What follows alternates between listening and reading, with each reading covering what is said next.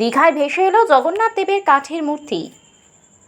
দীঘার মাইতিঘাটের কাছে রবিবার বিকেলে সমুদ্র জলে ভেসে উঠল জগন্নাথ দেবের কাঠের মূর্তি, যাকে ঘিরে সবুজ পড়ে যায় সৈকত শহর দীঘায়। ওই মাইতিঘাটে নতুন ঘাট তৈরির কাজ চলছিল। মিস্ত্রিদের চোখে পড়লে ঠাকুরটাকে তুলে এনে পাড়ে নিয়ে আসেন। মুহূর্তের মধ্যে এই খবর ছড়িয়ে পড়লে এলাকাবাসী থেকে পর্যটকরা ভিড় জমান ঠাকুরকে দেখতে। আগামী 30শে এপ্রিল অক্ষয় তৃতীয়ার দিন জগন্নাথ মন্দিরের শুভ উদ্বোধন রয়েছে। আশ্চর্যজনকভাবে ওই জগন্নাথ দেবের মন্দিরের সামনে যে ঘাট তৈরি হচ্ছে সেখানেই ঠাকুর ভেসে উঠল। প্রশাসনের পক্ষ থেকে ওই জগন্নাথ দেবের মূর্তিটিকে দেখতে আসেন। কি দেখলে ঠাকুরটা কোত্থেকে এলো? যখন আমাদের এইখানে যে মেন ঘাটের যে জগন্নাথ মন্দিরের মেন ঘাটে যে কাজ করছেন যারা কর্মচারীরা যারা আছেন, তখন জোয়ার চলছিল। জোয়ার চলার কারণে ওই জগন্নাথ ঠাকুর ভেসে আসেন। তারপরের মধ্যে একজন আমাদের এই কর্মচারী, যাকে আমরা বলি কর্মচারী বা লেবার বলিয়ে থাকি, তো ইনি প্রথমে দেখতে পান। তারপরে উনি ধরার পরে আমাকে আবার ডাকেন। তারপরে আমরা দুজন গিয়ে ঠাকুরটা তুলেন।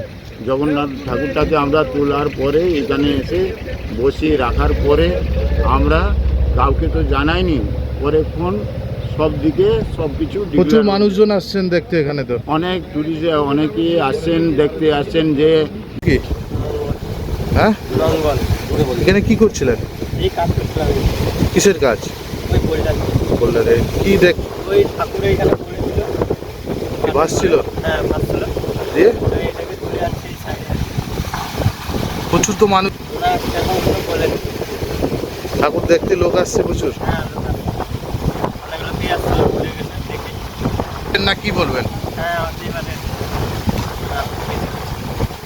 আপনার বাড়ি এখানেই? না, কিছু আছে এখানে আমার এই ঘাটে যে চলছিল, হ্যাঁ জগন্নাথ ঘাট পেয়েছি। তো জোয়ারের সময় ওনারা পাথরের কাজ করছেন।